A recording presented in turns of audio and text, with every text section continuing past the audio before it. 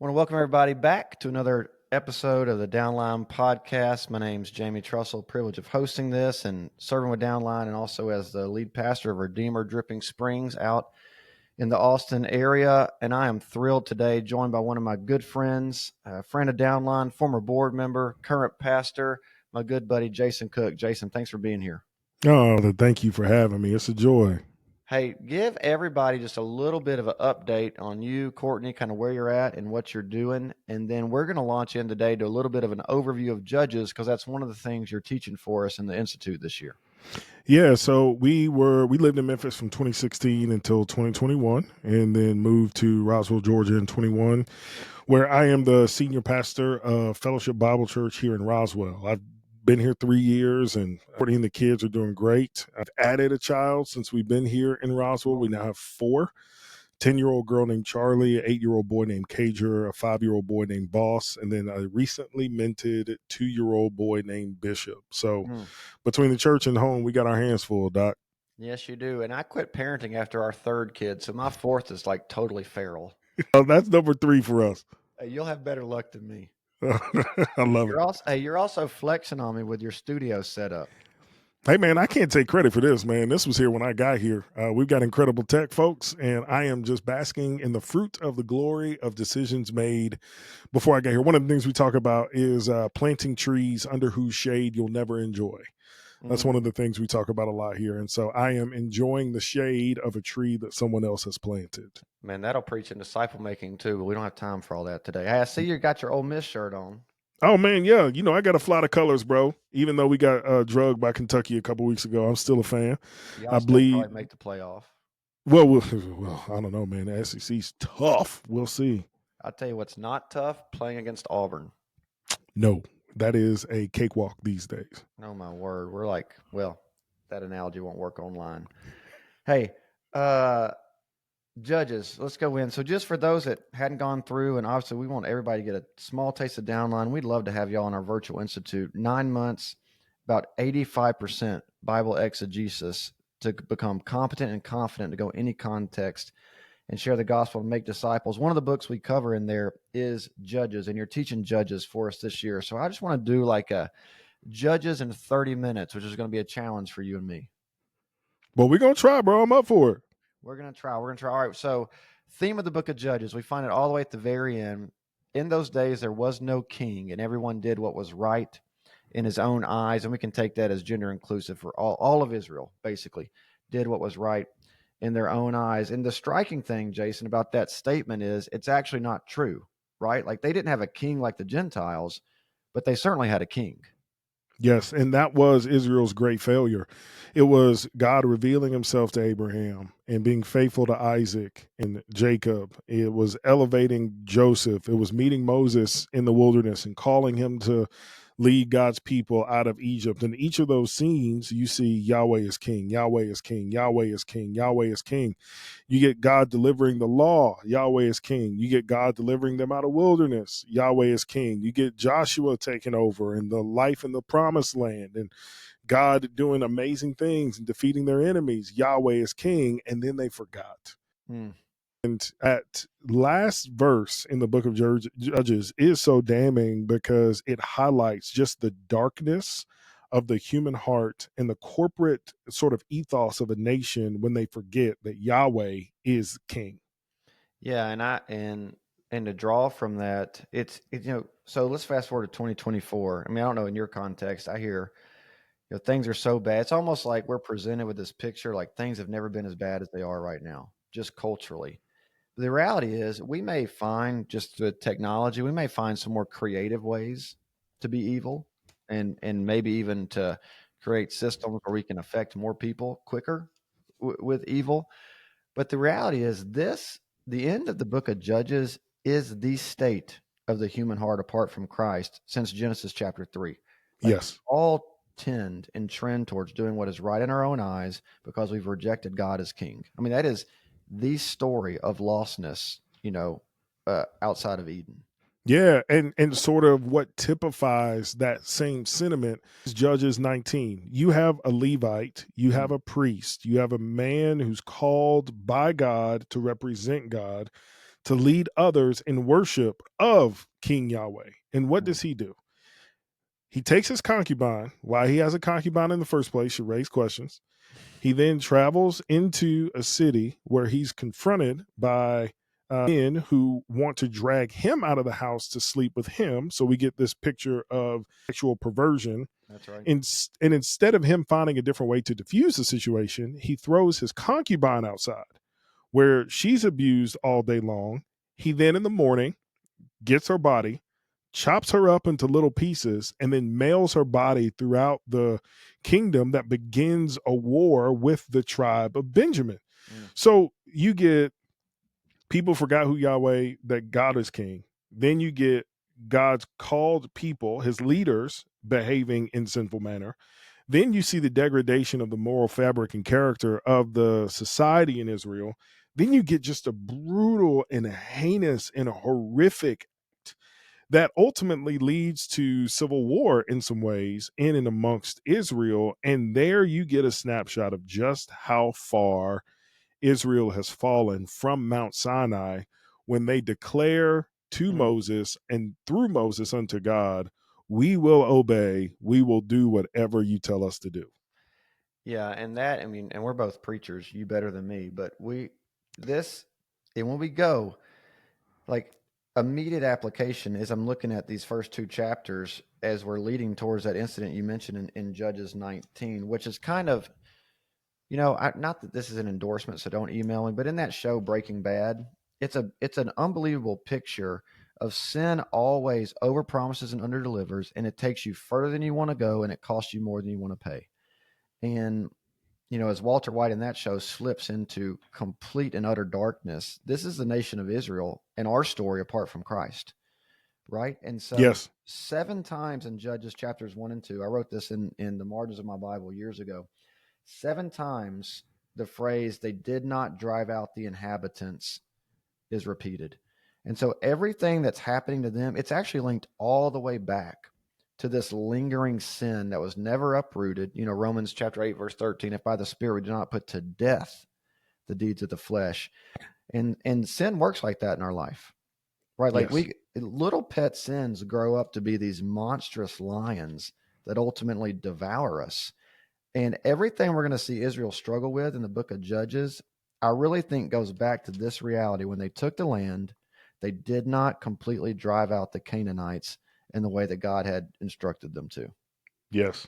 And what's really, I think, just kind of, this is really granular, so we don't have to stay here long. But in chapter 2, verse 1, the angel of the Lord goes up from Gilgal, which is this really picturesque. Good solid Bible readers will hear Gilgal and understand Gilgal's pretty significant. Gilgal is the place that when Israel crossed over the Jordan, they set up 12 stones to commemorate the God who brought them into the promised land. Hmm. So Gilgal is a rallying cry. It's a point of remembrance. Literal Ebenezer was built in Gilgal. So for a messenger of the Lord to leave there to go somewhere else is symbolic of the people leaving God. But then, I mean, their failure to do the things that God called them to do is the sort of permutation of their sin that continues to go great, and the consequences of that sin that ultimately leads to this cycle that Judges is famous for, and what sin does in the human heart. That's a good word. Yeah, well, let's talk about that cycle. And just on the front end, I'd be curious your thoughts on this. But there are a couple different ways you can read Judges, and there's a couple different ways people have preached through Judges. One of them is we'll take the individual judges. So we'll take Gideon, we'll take Samson, we'll take Jephthah, whoever it is, and we'll say, this is what they did well, this is what they did poorly, and follow them in this way, and don't be like them in this way. And it's not that that is untrue. Like, we can get some practical wisdom from them, but that's the characters in Judges are not the main point of the book, right? The story of Judges is God's judgment and faithfulness with an unfaithful nation all the way through. And the judges, where they are successful, are actually, they're signposts that point us to the greater, more faithful judge to come. And so one of the ways I don't necessarily want us to read Judges is simply on the moralistic framework Yeah. of, oh, Samson found a sexual sin. Sexual sin's bad. Look what it leads to. That is true, right? But I don't think that's the main thing that the life of Samson is trying to teach us. What's your take on that? No, I completely agree. So I tend to I'm a biblical theologian.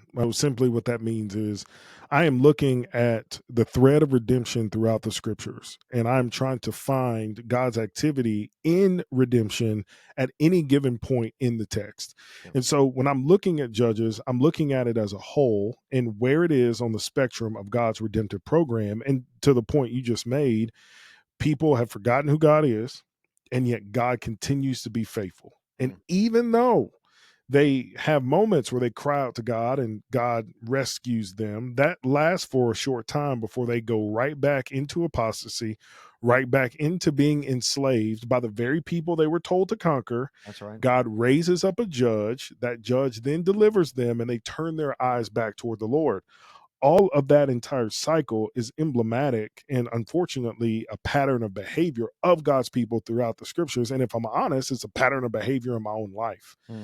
I think Judges, if we're looking at it holistically, and if I'm preaching through it, I'm looking and trying to show people that every effort, even those successes of our heroes and the personalities that we follow, will ultimately fail and their successes will be short lived.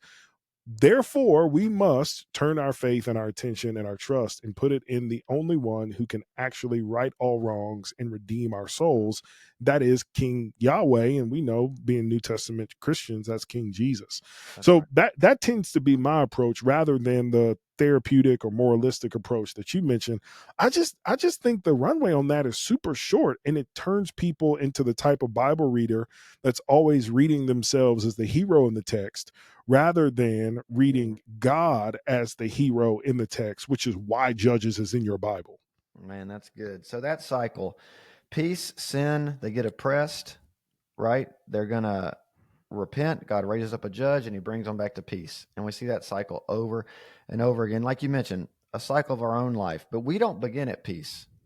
So we begin in sin. We feel the oppression of that. God himself brings the true judge into our life and he brings us to peace, or that idea of shalom. And just Yes. quick aside on peace, I think biblically, when Judges talks about peace, when we talk about peace, it's not just the absence of conflict, it's the presence of wholeness. Yes. And there's Yes. no human figure that can ever bring that into our life. That is something that can only be found in Christ alone. So, Judges chapter 1, verse 1, let me read it. It says, after the death of Joshua, the people of Israel inquired of the Lord, who should go up first for us against the Canaanites to fight against them? Here's the incredible thing about that verse for me, Jason. Now, we're a discipleship ministry at Downline. Number one is they should not be ambiguous about who should lead them. So Joshua does not raise up another Joshua. So if we want to look at the importance of discipleship, well, you miss one generation and look at the fallout that can happen. And then second thing, they need a leader to go solve a problem that they should have already solved. So this Yes. is where the entire book starts. Yeah, yeah, 1,000%.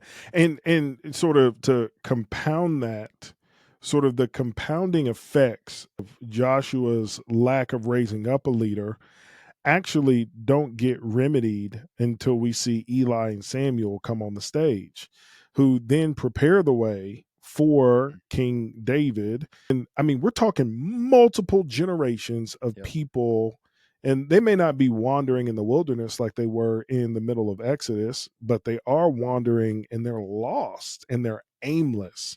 And I think, to your point, it points to that same importance. And I think pretty early on they put in band-aid stopgap solutions to this generational failure that ultimately I think contributes to that cycle Mm-hmm. of sin and oppression and God raising up a judge, deliverance, so on and so forth. So as disciple makers, I think we should follow Moses's example, and we should follow the example of him as opposed to the example of Joshua. Now we Mm. should be strong and courageous, like Joshua 1:8. Joshua starts off like gangbusters, That's right? right. That's right. Joshua's that dude. Yes, let's be strong and courageous. Have I not commanded you? Be strong and courageous. Even at the end of Deuteronomy, Moses tells Israel, Joshua's your leader, and he gives them a very explicit command. And the command is simple: encourage him. Hmm. But Joshua doesn't do the same thing. So that's a good word, man. Yeah, I think we should preach that some Sunday. Encourage your leaders. That's Yes. a good sermon.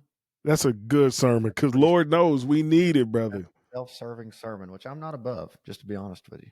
Right, right. Hey, all right, we're gonna pick and choose some here. I do love going through the judges because they show us, right. So God, starting with Ehud, and I'm skipping around, but uh, God's counterintuitive way of salvation runs from Genesis 3 all the way to Rev, 19, 20, 21, when he actually sets things right again. So God does not save in the way that man would design.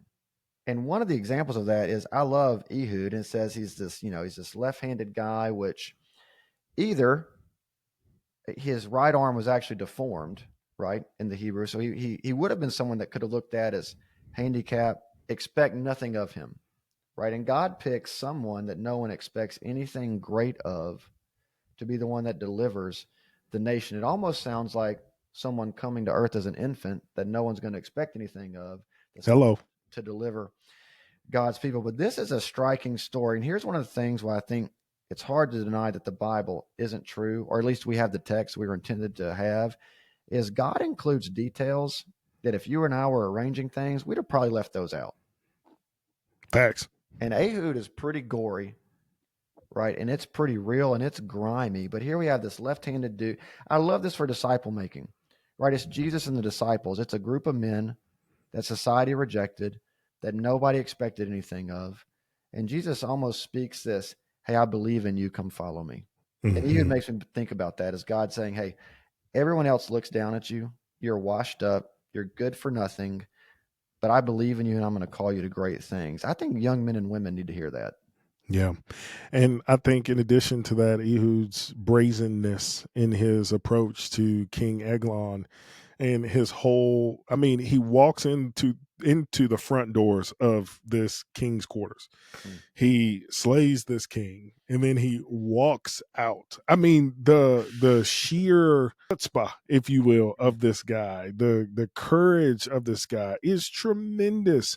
And he just shows up out of nowhere and God uses him mightily. He's not a name like Abraham, Isaac, Jacob, Joseph, Joshua. And then if you go into the very end of chapter 3, you get my favorite judge, Shamgar. There's only 2 verses in the entire book of Judges about this guy. And you talk about God using unlikely means. mm, Shamgar, son of Anath, we don't really know a whole lot about him, where he came from, but it says he killed 600 Philistines with an ox goad. He basically used a long stick, an ancient cattle prod, to kill 600 Philistines and delivered Israel. And so, sort of to go further on your point, God is in the business of taking nobodies, mm.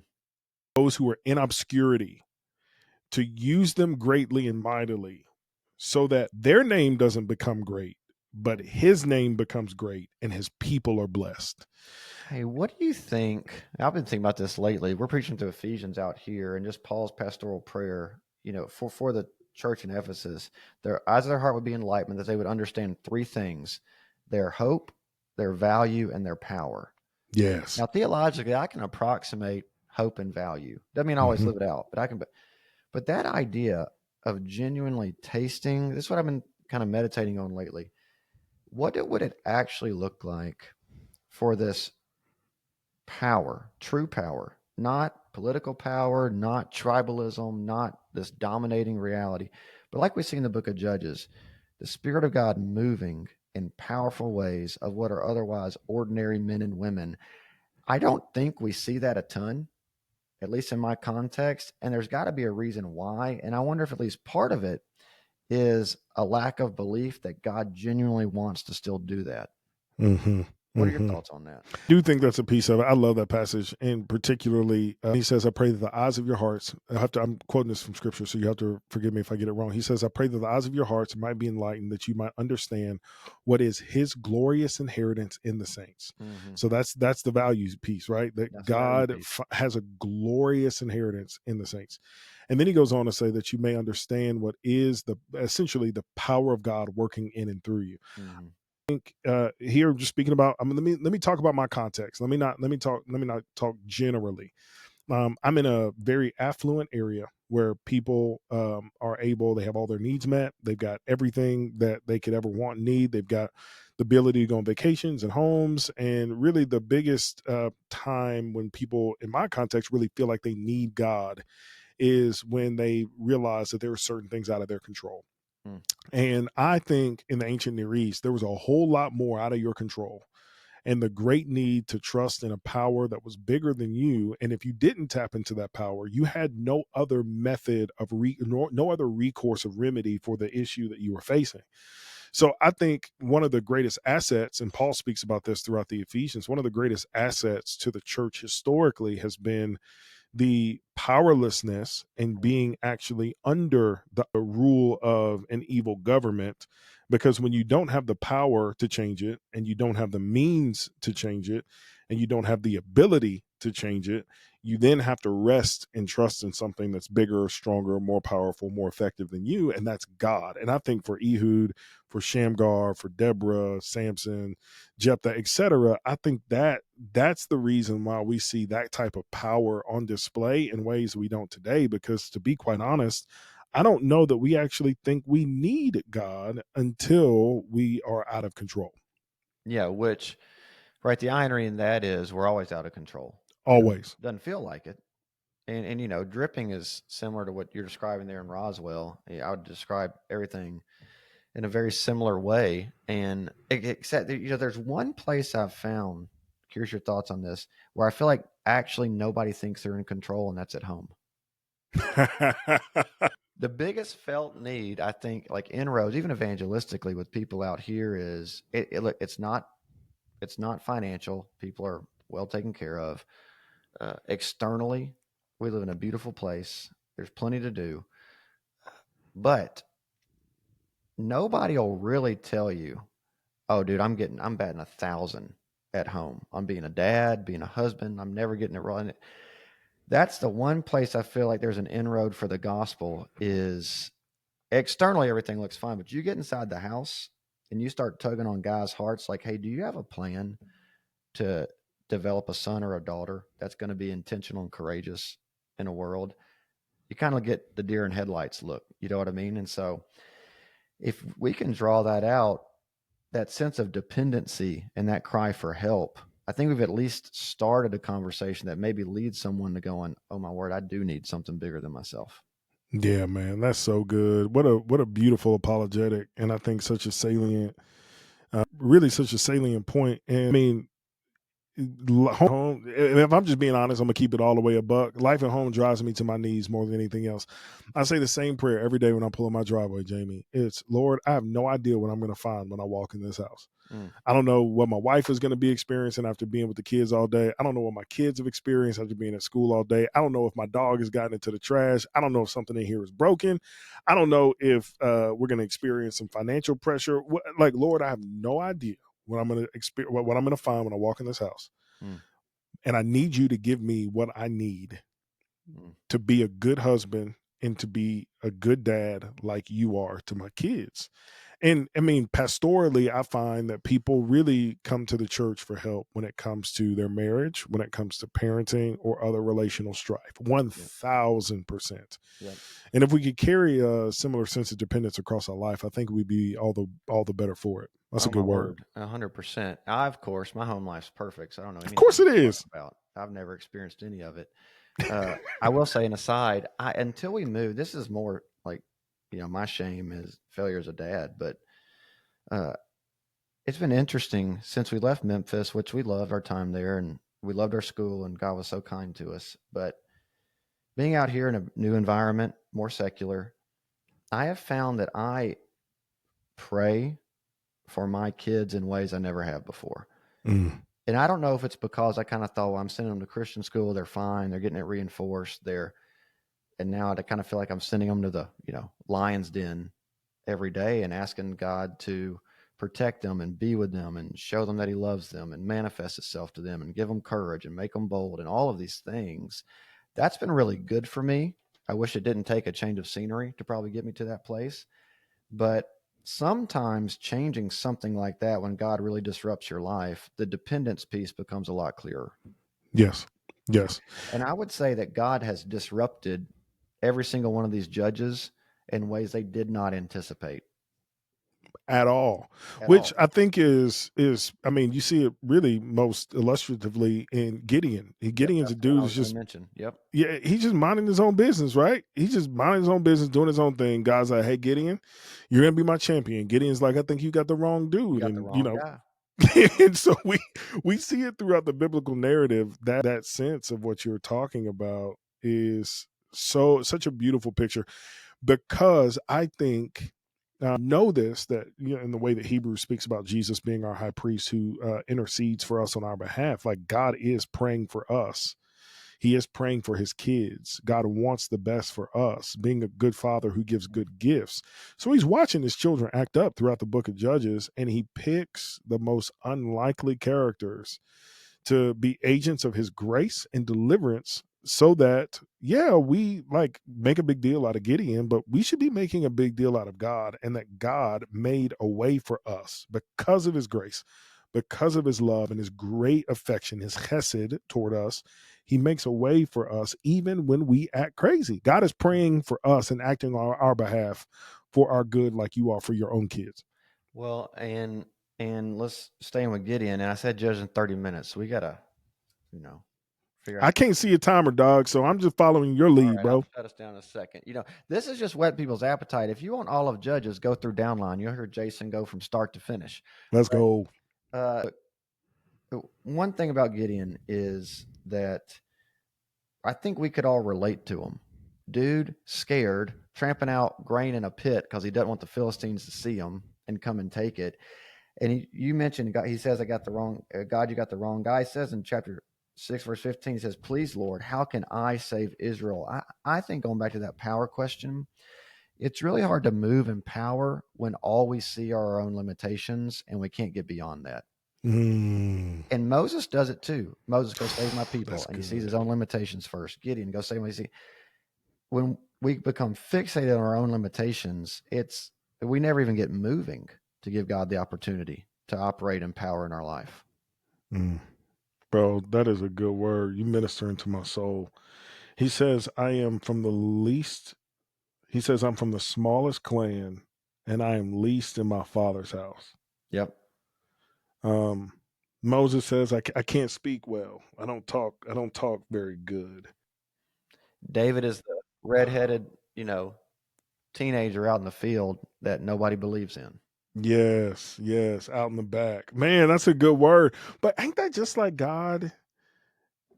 I don't want to get too preachy, but what does Paul tell us in 2 Corinthians 12 when That's right. he None of you were noble birth. None of you were this. None of you were that.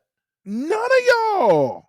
And in fact, God's power is made perfect in our weakness. And like the beauty of that is that weakness, weakness is actually the material and the medium God uses to make his name great and to bless others through us.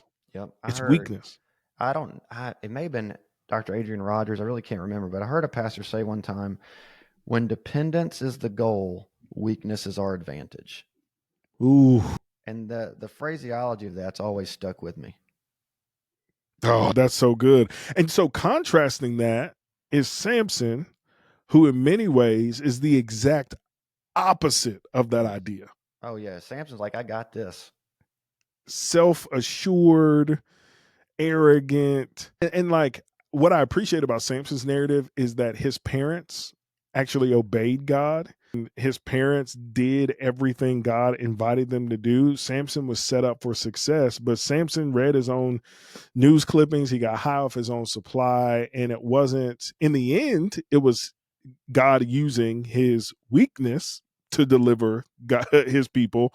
But the stronger Samson tried to be, Mm. the less effective his ministry was. Does that make sense? Oh, it makes perfect sense. Yeah, I preach that. You need to go preach that at a pastor's conference. Bruh, Start with me. seriously. Start with me. Hey, all right, we're gonna wrap up. I got one more thing, and again, I'm so excited that people are gonna hear judges from you this year and not me, and they're gonna tune in and listen. But I'll say one. This is a pet peeve. All right, Okay. I'm going back to Gideon. All right. Is because I can't talk about judges without this. I have heard a multitude of times. You want to hear from the Lord. You're praying. You're trying to just go put out your fleece and put out your fleece and put out your fleece. And the point is to try to see what God is telling you or understand and get clear on his call. I just want to point out Gideon is crystal clear on what God is calling him to do. The putting out the fleece is not trying to understand what God's calling him to do. The putting out the fleece is, God, are you actually going to be with me when I go do this? Yes. And so I don't, in our discipleship relationships, we don't need to use put out the fleece as trying to say, no, we're pretty clear on what God's called us all to do, right? The big stuff's all the same. The question Gideon has is, God, do you go with me? And that's why I love Matthew 28, because Jesus has already answered the question for us in finality. That's good. Yeah. Yea, though I go with you, I be with you to the ends of the earth. Yes. To the ends of the earth. All right, Dr. Cook, Ole Miss football Hall of Famer. I appreciate Not Hall of Famer, bro. It's a has-been. Hey, I appreciate your time. Look forward to you being with Downline later this year. Can't wait, man. See you soon. See ya.